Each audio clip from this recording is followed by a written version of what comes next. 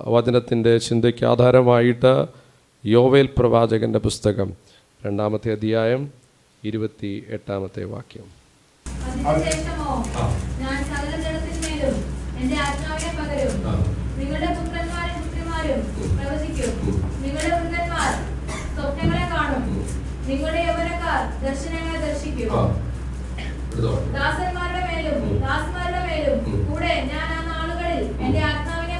മതി, സ്തോത്രം. അതിൻ്റെ ശേഷമോ ഞാൻ സകല ജഡത്തിന്മേലും എൻ്റെ ആത്മാവിനെ പകരും. ഈ വാക്യം നമുക്ക് സുപരിതമാണ്. നമ്മുടെ കരങ്ങളോട്ട് കർത്താവിന് മഹത്വം അർപ്പിക്കാം. തുടർമാനമായി നാം ചിന്തിച്ചു വരുന്നു. ഹോശിയ പ്രവാചകൻ്റെ പുസ്തകമാണ് ചില മാസങ്ങൾക്ക് മുമ്പ് നാം ചിന്തിച്ചത്. യോവേൽ പ്രവചന പുസ്തകത്തിലെ ഈ വാക്യം എടുക്കാൻ ഞാൻ ഒത്തിരി നാളുകൾ കാത്തിരിക്കേണ്ടി വന്നു. എന്നാൽ ഇന്നാണ് കർത്താവ് അതിനുള്ള അവസരം ഒരുക്കിയത്. കർത്താവിൻ്റെ സന്നിധിയിൽ അടിയനെ തന്നെ സമർപ്പിച്ച് വചനത്തിലേക്ക് പ്രവേശിക്കുക. അപ്പം ഈ വാക്യം വളരെ സുപരിതമാണ്. യോവേൽ പ്രവാചകൻ്റെ പുസ്തകം ഒരു വാണിംഗ് ആണ്, ദൈവജനത്തിനുള്ളൊരു വാണിംഗ് ആണ്. അതേസമയം തന്നെ ദൈവത്തിൻ്റെ വാക്തത്വങ്ങളുടെ ആത്മാവിൻ്റെ വാക്തത്വം എന്നുള്ളൊരു വിഷയവും ആ പുസ്തകത്തിൽ നമുക്ക് കാണുവാൻ സാധിക്കുന്നു. ഇവിടെ നമുക്ക് കാണുന്നത് ദൈവത്തിൻ്റെ പരിശുദ്ധാത്മാവിനെ വാക്തത്വം ചെയ്യുന്ന കാര്യമാണ്. അതിൻ്റെ ശേഷമോ ഞാൻ സകല ജഡത്തിൻ്റെ മേലും എൻ്റെ ആത്മാവിനെ പകരും. നമുക്കറിയാം, പുതിയ നിയമത്തിൽ സ്തോത്രം അപ്പോസ്തല പ്രവൃത്തിയിൽ നാം വായിക്കുന്നുണ്ട്. പത്രോസിൻ്റെ പ്രസംഗത്തിൽ പത്രോസ് എടുത്തുപയോഗിച്ച പദം യോവേൽ പ്രവാചകൻ്റെ പുസ്തകത്തിലെ ഈ പദമാണ്. നാം തുറമാനമായി ചിന്തിച്ചു വരുന്നത് ഈ ആണ്ടിൽ ചിന്തിച്ചത് അബൻഡൻസ് എന്നുള്ള കാര്യം. അബൻഡൻസ് അതായത് വർദ്ധനവ്, റഹബോത്ത്, വർദ്ധനവ് എന്നുള്ള കാര്യമാണ്. യോവേൽ പ്രവാചകൻ്റെ പുസ്തകത്തിൽ നിന്ന് പരിശുദ്ധാത്മാവിനോട് സംസാരിച്ചത് ആത്മാവിൻ്റെ വർദ്ധനവ് എന്നുള്ളതാണ്. Abundance in spirit. എത്ര പേർക്ക് സ്വാതന്ത്ര്യം ചെയ്യാൻ കഴിയും? ഭൗതിക നന്മകളുടെയൊക്കെ ഒത്തിരി വർധനവ്, വിടുതലുകളുടെ വർധനവ്, വഴികളിലുള്ള വർധനവ്, ജീവിതത്തിലുള്ള വർധനവ്, അതങ്ങനെ ഓരോ പുസ്തകങ്ങൾ, ഓരോ കാര്യങ്ങൾ നമുക്ക് കാണുവാൻ സാധിക്കുന്നു. എന്നാൽ യോവേൽ പ്രവാചകൻ ഈ വാക്യങ്ങളുടെ അടിസ്ഥാനത്തിൽ പറയുന്ന ആത്മാവിൻ്റെ വർധനവ് എന്നുള്ളതാണ്. ഹല്ലേലൂയ. അവിടെ ഒരു കാര്യം കാണാൻ ചെയ്യുന്നു, സകല ജഡത്തിന്മേലും എൻ്റെ ആത്മാവിനെ പകരും. നോക്കണമേ, ദൈവത്തിൻ്റെ പരിശുദ്ധാത്മാവ് ഒരു കൂട്ടർക്ക് വേണ്ടി മാത്രമുള്ളതല്ല. സ്തോത്രം ചെയ്യാമോ? സകല ജഡത്തിൻ്റെ മേലും പകരം. നോക്കണം, ഇവിടെ നമ്മളിപ്പം തന്നെ ഒരു മിക്സഡ് കമ്മ്യൂണിറ്റി ചെയ്യാം. നമ്മളെ എല്ലാവരെയും എന്താ ഇവിടെ കൊണ്ടുവന്നത്? ഒറ്റ കാര്യം, ദൈവത്തിൻ്റെ ആത്മാവാണ്. ഇപ്പം ചില വിടുതലുകൾ സ്പെഷ്യലാണ്, ചില മറുപടികൾ സ്പെഷ്യലാണ്, എല്ലാവർക്കും കിട്ടത്തില്ല. അപ്പം നമുക്ക് തോന്നും, അയ്യോ അതെന്താ എനിക്ക് കിട്ടിയില്ലല്ലോ, ഇന്നയാൾ കിട്ടി. ചിന്തിക്കാറില്ലേ? അല്ലേ? നോക്കണമേ, അത് സ്പെഷ്യലാണ്. ഓരോരുത്തർക്കും ദൈവം കരുതി വെച്ചിരിക്കുന്ന, നമ്മൾ നേരത്തെ പറഞ്ഞല്ലോ, പത്രോസിനെ പോലെയുള്ള ഓരോ വിടുതലുകളുണ്ട്. പക്ഷെ എല്ലാവർക്കും കോമണായിട്ട് ദൈവം നൽകിയിരിക്കുന്ന ഒരൊറ്റ അനുഗ്രഹമാണ്. ഒന്ന് പറയാമോ? ഒന്ന് സ്തോത്രം ചെയ്യാമോ? അതുകൊണ്ട് ദൈവത്തിൻ്റെ പരിശുദ്ധ സകല ജഡത്തിന്മേലും, ഇന്ന ആൾക്കെന്നില്ല, ഇന്ന ചർച്ചക്കാരെന്നില്ല, ഇന്ന പ്രായക്കാരെന്നില്ല. സ്തോത്രം, ഹല്ലേലൂയ. നോക്കണം, ഇവിടെ പറയാം, അതിൻ്റെ ശേഷം സകല ജഡത്തിന്മേലും എൻ്റെ ആത്മാവിനെ പകരും. നിങ്ങളുടെ പുത്രന്മാരും പുത്രിമാരും പ്രവചിക്കും, നിങ്ങളുടെ വൃദ്ധന്മാർ സ്വപ്നങ്ങളെ കാണും, നിങ്ങളുടെ യൗവനക്കാർ ദർശനങ്ങളെ ദർശിക്കും. അടുത്ത പദം പറയാം, നിങ്ങളുടെ ദാസന്മാരുടെ മേലും ദാസിമാരുടെ മേലും ഞാൻ എൻ്റെ ആത്മാവിനെ പകരം. നോക്കണമേ, പുത്രൻ, യൗവനക്കാർ, വൃദ്ധന്മാർ, ദാസന്മാർ, ദാസിമാർ എല്ലാവരും എവിടെ? ഒറ്റയിടത്ത്. നിങ്ങളൊന്ന് സ്തോത്രം ചെയ്താട്ടെ. ഹല്ലേലൂയ. ദൈവത്തിന്റെ പരിശുദ്ധാത്മാവിനെ വാഗ്ദാനം ചെയ്തത് കളർ നോക്കിയിട്ടല്ല, പാരമ്പര്യം നോക്കിയിട്ടല്ല, സീനിയോറിറ്റി നോക്കിയിട്ടല്ല, കഴിവ് നോക്കിയിട്ടല്ല, ശക്തി നോക്കിയിട്ടല്ല, ബുദ്ധി നോക്കിയിട്ടല്ല, നിറം നോക്കിയിട്ടല്ല, ജെൻഡർ നോക്കിയിട്ടല്ല, അധര രഹസ്യംധര. അത് സകല ജഡത്തിന്റെ മേലും, അവരത് സകല ജഡത്തിന്റെ മേലും. ആ വാക്യത്തിൽ പറയുന്നൊരു കാര്യമുണ്ട്. എന്താണ് 28-ാമത്തെ വാക്യം? ആ പദം ചിന്തിക്കണം. എപ്പോഴാണ്? ഇത് പെട്ടെന്ന് കിട്ടത്തില്ല, സ്വിച്ചിട്ട കിട്ടുന്നതല്ല ആത്മാവ്. അതാ ഞാൻ പറയാൻ വന്നത്. കണ്ടോ, ഒരു കാര്യം അതിന് മുമ്പിൽ. അതിൻ്റെ ശേഷമോ, ഈ സന്തോഷമായിരുന്നു നമുക്ക് എല്ലാവർക്കും കിട്ടുമെന്ന് പറഞ്ഞപ്പം, അല്ലേ? പ്രായം നോക്കാതെ എനിക്കും നിങ്ങൾക്കും ആ സീനിയോറിറ്റി നോക്കാതെ എല്ലാവർക്കും കിട്ടുമെന്ന് പറഞ്ഞപ്പോൾ അങ്ങനെ കിട്ടുമെന്ന് സൂപ്പറല്ലേ. പരിശുദ്ധാത്മാവിനെ ദൈവം പകരുന്നത് അതിനൊരു ഒരുക്കം ആവശ്യമാണ്. ഇവിടെ ഒന്ന് പരിശുദ്ധാത്മാവിൻ്റെ ഒരു കാര്യം കാണുന്നത്, ഇറ്റ് ഈസ് ഫോർ ഓൾ. ഒരാളുടെ കുത്തകയല്ല, എല്ലാവർക്കും വേണ്ടിയാ, എല്ലാവർക്കും. പക്ഷെ നമ്മളത് ആഗ്രഹിക്കുന്നില്ല. അല്ലെങ്കിൽ അതുകൊണ്ട് വചനം പറയുന്നത് നോക്കണേ, ദോഷികളായ നിങ്ങളുടെ മക്കൾക്ക് നല്ല ദാനങ്ങളെ കൊടുക്കാൻ ഇച്ഛിക്കുന്നുവെങ്കിൽ സ്വർഗസ്ഥനായ നമ്മുടെ പിതാവ് തന്നോട് യാചിക്കുന്നവർക്ക് പരിശുദ്ധാത്മാവിനെ എത്ര അധികം നൽകും. രണ്ട് കാര്യങ്ങളാണ് ഞാൻ പറയാൻ ആഗ്രഹിക്കുന്നു. ഒന്ന്, എപ്പോഴാണ്, അതിൻ്റെ ശേഷമാണ് ഇത് ലഭിക്കുന്നത്. അപ്പോൾ ലഭിക്കുമ്പോഴുള്ള നമ്മുടെ പ്രത്യേകത. ഈ രണ്ട് കാര്യങ്ങൾ വേഗത്തിൽ പറഞ്ഞ് ഞാൻ ആ ഭാഗം അവസാനിപ്പിക്കാൻ കർത്താവിൽ ശരണപ്പെടുകയാണ്. യോവേൽ പ്രവാചകൻ്റെ പുസ്തകം അതിൻ്റെ 1-ാമത്തെ അധ്യായം 1 മുതലുള്ള വാക്യങ്ങൾ വായിച്ചാട്ടെ.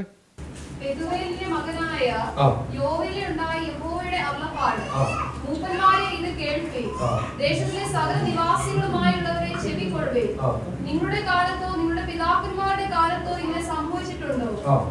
ഇത് നിങ്ങൾ നിങ്ങളുടെ മക്കളോടും നിങ്ങളുടെ മക്കൾ തങ്ങളുടെ മക്കളോടും അവരുടെ മക്കൾ വരുവാനുള്ള തലമുറയോടും വിവരിച്ച് പറയണം. തുള്ളൽ ശേഷിപ്പിച്ചത് വെട്ടുകിളി തിന്നു, വെട്ടുകിളി ശേഷിപ്പിച്ചത് വിട്ടിൽ തിന്നു, വിട്ടിൽ ശേഷിപ്പിച്ചത് പച്ചപ്പുഴു തിന്നു. മദ്യപാന്മാർ നോക്കണേ, 4 കൂട്ടരെ അറ്റാക്ക് ചെയ്തേ അല്ലേ? ആരൊക്കെയാ? തുള്ളൻ ശേഷിപ്പിച്ചത്, വെട്ടിക്കിളി ശേഷിപ്പിച്ചത്, വിട്ടിൽ തിന്നു, വിട്ടിൽ ശേഷിപ്പിച്ചത്. പിന്നെ വല്ലതും കാണുമോ? ഒരാൾ ശേഷിപ്പിച്ച വേറൊരാൾ കഴിച്ചാൽ പിന്നെ അത് കാണത്തില്ല. അപ്പോൾ അവസ്ഥ ആലോചിച്ച് നോക്കണം. ഇസ്രായേലിൻ്റെ അവസ്ഥയെക്കുറിച്ച് പറയുക. തുള്ളൻ ശേഷിപ്പിച്ചത് വെട്ടിക്കിളി തിന്നു, വെട്ടിക്കിളി ശേഷിപ്പിച്ചത് വിട്ടിൽ തിന്നു, വിട്ടിൽ ശേഷിപ്പിച്ചത് പച്ചപ്പുഴ, ഒന്നും ഇല്ലാതാക്കി കളഞ്ഞു. അതിനെ പണിഞ്ഞെടുക്കാൻ ആ ദൈവം അയച്ചത് പരിശുദ്ധാത്മാ. ഒന്ന് സ്തോത്രം ചെയ്യാമോ? ഇന്ന് പകൽ ആത്മാവിൽ ഈ ദൂത് ദൈവജനത്തോട് പറയാ. നാളുകളായി തലമുറയുടെ മേൽ, ജീവിതത്തിന്റെ മേൽ, കുടുംബത്തിന്റെ മേൽ, അവൻ ഭാവിയുടെ മേൽ പലതും തിന്ന് ഇല്ലാതാക്കി കളയുന്നെങ്കിൽ ഇന്ന് പകൽ അതിനൊരു മാറ്റം വരണമെങ്കിൽ, അതിനൊരു വ്യത്യാസം വരണമെങ്കിൽ, അതിനൊരു വിടുതൽ വരണമെങ്കിൽ നീ വേറെ ഒന്നിനും വേണ്ടി പ്രാർത്ഥിക്കേണ്ട. ഒറ്റ കാര്യം പ്രാർത്ഥിച്ചാൽ മതി. Lord give me your Holy Spirit. ഒരു കാര്യങ്ങളെ ദൈവത്തിന് സ്തോത്രം ചെയ്യാമോ? ദൈവത്തോട് പറയണം, എനിക്ക് പരിശുദ്ധാത്മാവ് വേണം. 4 രാജ്യങ്ങളാ. ആമേൻ സ്തോത്രം. തുള്ളൻ എന്ന് പറയുന്ന മേദ പാർസിയാണ്, വെട്ടിക്കിളി എന്ന് പറഞ്ഞ മിസ്രൈമാണ്, വിട്ടിൽ എന്ന് പറഞ്ഞ അശൂരാണ്, പച്ചപ്പുഴു എന്ന് പറയുന്ന റോമൻസ് ആണ്. ഈ 4 കൂട്ടർ വന്ന് ഇസ്രായേലിനെ തകർത്ത് ഇല്ലാതാക്കി കളഞ്ഞു ദൈവജനത്തെ. ഇത് ആമേൻ. മറ്റൊരു വിധത്തിൽ പറഞ്ഞാൽ ഈ 4 ജീവജാലങ്ങൾ ഒരു രാജ്യത്തെ ഇല്ലാതാക്കി കളഞ്ഞതുപോലെ ഈ ഒരു സാഹചര്യത്തിൻ്റെ അകത്ത് കിടക്കുന്ന ജനത്തെ നോക്കി യോവേൽ പ്രവാചകൻ പറയുകയാ, നിങ്ങളുടെ ബാക്ക്ഗ്രൗണ്ട് ഇതാണ്, നിങ്ങളുടെ പശ്ചാത്തലം ഇതാണ്.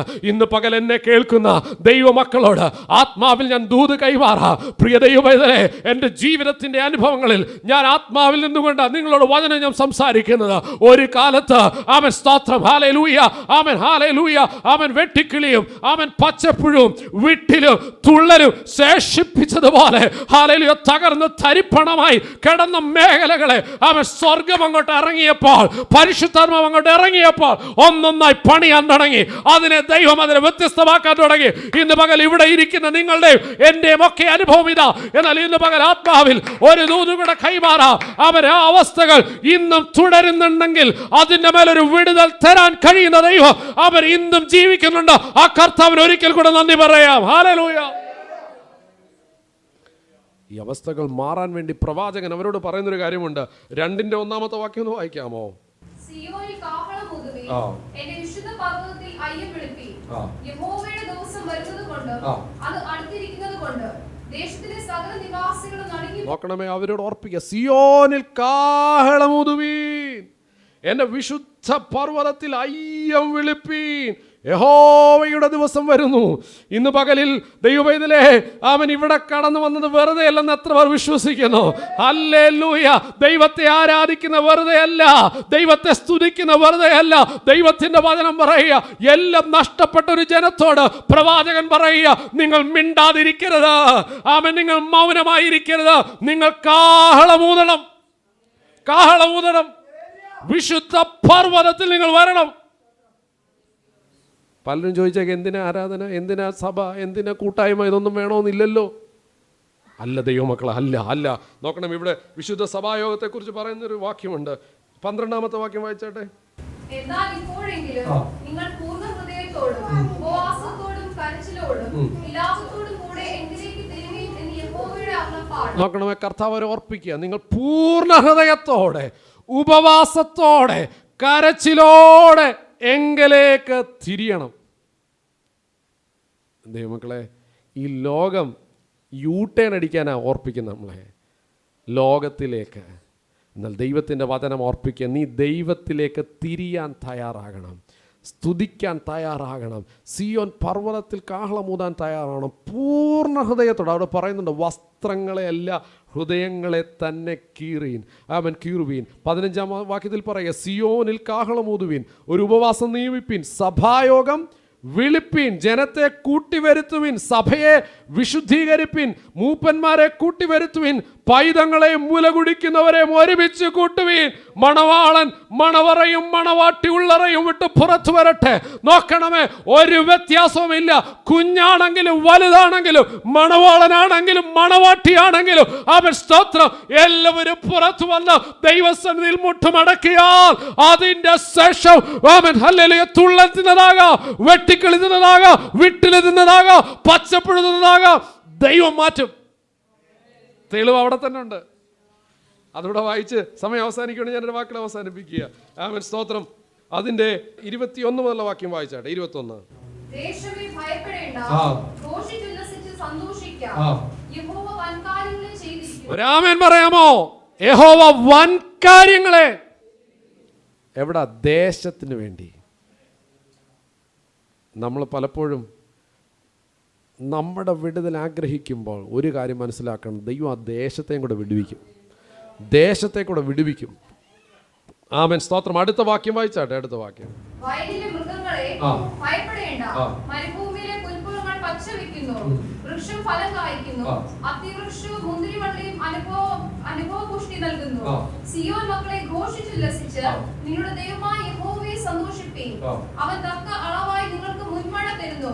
അവൻ മുമ്പേ പോലെ നിങ്ങൾക്ക് മുൻമഴയും പിൻമഴയുമായ വർഷം പെയ്യിച്ചു തരുന്നു. അങ്ങനെ കളപ്പുരകൾ ധാന്യം കൊണ്ട് നിറയും, ചക്കുകൾ വീഞ്ഞും എണ്ണയും കൊണ്ട് കവിയും. ഞാൻ നിങ്ങളുടെ നോക്കണമേ, അങ്ങനെ നിങ്ങളുടെ കളപ്പുരകൾ ധാന്യം കൊണ്ട് നിറയും, ചക്കുകൾ വീഞ്ഞും എണ്ണയും കൊണ്ട് നിറയും. അടുത്ത വാക്യം. ഞാൻ നിങ്ങളുടെ ഇടയിൽ അയച്ചിരിക്കുന്ന എന്റെ മഹാസൈന്യമായ വെട്ടുകിളിയും വിട്ടിലും തുള്ളലും പച്ചപ്പുഴവും തിന്നുകളഞ്ഞ സംവത്സരങ്ങൾക്ക് വേണ്ടി ഞാൻ നിങ്ങൾക്ക് പകരം നൽകും. ഒരു ആമേൻ പറയാമോ? നോക്കണമേ, ഈ പുസ്തകം പഠിച്ചു വരുമ്പോൾ അതിന്റെ പ്രാരംഭത്തിൽ പറയുന്നുണ്ട്, തുള്ളൻ, വെട്ടിക്കിളി, വിട്ടിൽ, പച്ചപ്പുഴു ഇത് തിന്നു കളഞ്ഞു. ഇപ്പോൾ ദൈവം പറയാം, ഞാൻ അതിന് പകരം നൽകും. ഇന്ന് പകൽ എത്ര പേർ വിശ്വസിക്കും? പകരം നൽകും. നിനക്ക് നഷ്ടമായത് ദൈവം പകരം നൽകും. അതിനൊറ്റ വഴിയേ ഉള്ളൂ, ദൈവസന്നിധിയിൽ വരണം, പൂർണ്ണ ഹൃദയത്തോടെ പ്രാർത്ഥിക്കണം. വസ്ത്രങ്ങളെല്ലാം ഹൃദയങ്ങളെ കീറി നിലവിളിച്ചാൽ മുൻമഴയും പിൻമഴയും ഒരുപോലെ തരും. നോക്കണമേ, നമ്മുടെ എല്ലാം പ്രാർത്ഥന ഈ വിടുതലുകൾക്കാ, ഈ മറുപടികൾക്കാ. പക്ഷെ യോവേൽ പ്രവാചകൻ പറയുന്നത് എന്താണെന്ന് അറിയാമോ? നീ പ്രാർത്ഥിക്കേണ്ടത് ആത്മാവിന് വേണ്ടിയാ, പരിശുദ്ധാത്മാവിന് വേണ്ടി, പരിശുദ്ധാത്മാവിന്റെ ശക്തിക്ക് വേണ്ടി നീ പ്രാർത്ഥിച്ചാൽ ബാക്കിയെല്ലാം അവിടെ പറയുന്ന ഒരു ഓർഡർ ഉണ്ട്. നിന്റെ ദേശം അനുഗ്രഹിക്കപ്പെടും, വയലിലെ മൃഗങ്ങൾ അനുഗ്രഹിക്കപ്പെടും, നിന്റെ കളപ്പുര അനുഗ്രഹിക്കപ്പെടും, നിന്റെ സ്റ്റോറേജ് അനുഗ്രഹിക്കപ്പെടും. ഇതെല്ലാം കഴിഞ്ഞിട്ട് 28-ാമത്തെ വാക്യത്തിൽ അവൻ പ്രവാചകൻ പറയുക, അതിന്റെ ശേഷമോ അല്ലേ? അവൻ 27-ാമത്തെ വാക്യം ഒന്ന് വായിച്ചാട്ടെ. ഞാൻ ഇസ്രായേലിന്റെ നടുവിലുണ്ട്, ഞാൻ നിങ്ങളുടെ ദൈവമായ യഹോവ, മറ്റൊരുത്തനുമില്ല എന്ന് നിങ്ങൾ അറിയും. എന്റെ ജനം ഒരു നാളും ലജ്ജിച്ചു പോകുകയില്ല. എന്റെ ജനം ഒരു നാളും ലജ്ജിച്ചു പോകുകയില്ല. ദൈവത്തിന്റെ ജനത്തെക്കുറിച്ച് പ്രവാചകൻ പറഞ്ഞു തുടങ്ങിയത് അവർ ലജ്ജ നേരിട്ട ഒത്തിരി അവസ്ഥയുണ്ടായിരുന്നു, തകർച്ച നേരിട്ട ഒത്തിരി അവസ്ഥയുണ്ടായിരുന്നു. അതിനെ പണിതെടുക്കാൻ ദൈവം അവരോട് പറഞ്ഞു, നിങ്ങൾ ദൈവസന്നിധിയിൽ തന്നെ തുടരണം. എന്തിനു വേണ്ടി തുടരണം? പരിശുദ്ധാത്മാവിന് വേണ്ടി കാക്കണം. നോക്കണമേ, കർത്താവ് കരേറിപ്പോകുന്നതിന് മുമ്പ് ശിഷ്യന്മാരോട് പറഞ്ഞു, നിങ്ങൾ യെരൂശലേമിൽ എന്നോട് കേട്ട വാഗ്ദത്തത്തിനായിട്ട് കാത്തിരിക്കണം. നിങ്ങൾ എത്ര ശക്തിയുള്ളവരായിരിക്കാം, നിങ്ങൾ ഒത്തിരി എക്സ്പീരിയൻസ് ഉള്ളവരായിരിക്കും, 3.5 വർഷത്തെ എക്സ്പീരിയൻസ് ഉണ്ട്, നിങ്ങൾ കണ്ടിട്ടുണ്ട്, നിങ്ങൾക്ക് വിശ്വാസമുണ്ട്. പക്ഷേ അതൊന്നും പോരാ. നിങ്ങളെ ആൾ മാറ്റണമെങ്കിൽ, നിങ്ങളുടെ അവസ്ഥ മാറ്റണമെങ്കിൽ, നിങ്ങളുടെ ശുശ്രൂഷ മാറ്റണമെങ്കിൽ നിങ്ങളുടെ മേൽ ഈ ശക്തി വ്യാപരിക്കണം. ഹല്ലേലൂയ. ആമേൻ. പെന്തക്കോസ്ത് നാൾ വന്നപ്പോൾ അപ്പോസ്തലപ്രവൃത്തി 2 നാം വായിക്കുന്നു, അവരെല്ലാവരും ഒരിടത്ത് ഒരുമിച്ച് കൂടിയിരുന്നു. നമ്മുടെ കുറുവാക്യം അതാ. ഹല്ലേലൂയ. പുത്രന്മാർ, പുത്രിമാർ, ഹല്ലേലൂയ, വൃദ്ധന്മാർ, യൗവനക്കാർ, ദാസന്മാർ, ദാസിമാർ ഒരിക്കലും ഒരുമിച്ച് പോകുന്നതല്ല. പക്ഷെ ഒരു സ്ഥലത്ത് ഒരുമിച്ച് കൂടി അവർ ദൈവത്തോട് പ്രാർത്ഥിക്കാൻ തുടങ്ങിയപ്പോൾ സ്വർഗം തുറന്നു. അവരുടെ മേൽ ആത്മാവ് ഇറങ്ങി. പുതിയ നിയമസഭ അവിടെ ആരംഭിച്ചെങ്കിൽ ഇന്ന് പകൽ ആത്മാവിലെ ദൂത് കൈമാറി ഞാൻ വാക്കുകളെ അവസാനിപ്പിക്കുക. ദൈവ പൈതലേ, ധാന്യം വരാൻ വേണ്ടി നീ പ്രാർത്ഥിക്കേണ്ട, കളപ്പുരകൾ നിറയാൻ വേണ്ടി നീ പ്രാർത്ഥിക്കേണ്ട, ചക്ക് കവിഞ്ഞൊഴുകാൻ വേണ്ടി നീ പ്രാർത്ഥിക്കേണ്ട. ഒറ്റ കാര്യം, മുഴങ്കാലിരുന്ന് അപ്പാ ഗീവ് മീ യുവർ സ്പിരിറ്റ്, അങ്ങയുടെ പരിശുദ്ധാത്മാവിനെ എനിക്ക് നൽകണമെന്ന് നീ പ്രാർത്ഥിച്ച നിന്റെ ദേശം അനുഗ്രഹിക്കപ്പെടും, സഭ അനുഗ്രഹിക്കപ്പെടും, കുടുംബം അനുഗ്രഹിക്കപ്പെടും, നീ ചെയ്യുന്ന ജോലി നീ അനുഗ്രഹിക്കപ്പെടും. ഹല്ലേലൂയ. തൻ്റെ ജനം ഒരു നാളും ലജ്ജിച്ച് പോകത്തില്ല. ആ ഒറ്റ പ്രസംഗത്തിൽ ഹല്ലേലൂയ, പത്രോസ് ഒരു വാക്ക് ആഡ് ചെയ്തു, അന്ത്യകാലത്ത് ദിസ് ഈസ് അവർ ടൈം. എത്ര പേർ വിശ്വസിക്കുന്നു? ഹല്ലേലൂയ. മറുപടികളുടെ, വാഗ്ദത്തങ്ങളുടെ, ദൈവിക പ്രവർത്തികളുടെ നിവർത്തീകരണത്തിൻ്റെ ടൈമായിട്ട് ദൈവത്തിൻ്റെ പരിശുദ്ധാത്മാവ് ഇന്ന് പകൽ എന്നോടും നിങ്ങളോടും ഒരിക്കൽ കൂടെ പറയുക. കർത്താവിനോടൊന്ന് പറയാമോ? കർത്താവേ, അവിടുത്തെ ശക്തി എൻ്റെ മേൽ വർദ്ധിപ്പിക്കണം, ആത്മാവിൻ്റെ നിറവ് എൻ്റെ മേലൊന്ന് വർദ്ധിപ്പിക്കണം. ആത്മശക്തി, കഴിഞ്ഞ കാലങ്ങളിലെ ശക്തി പോരാ, കഴിഞ്ഞ കാലങ്ങളിലെ അഭിഷേകം പോരാ.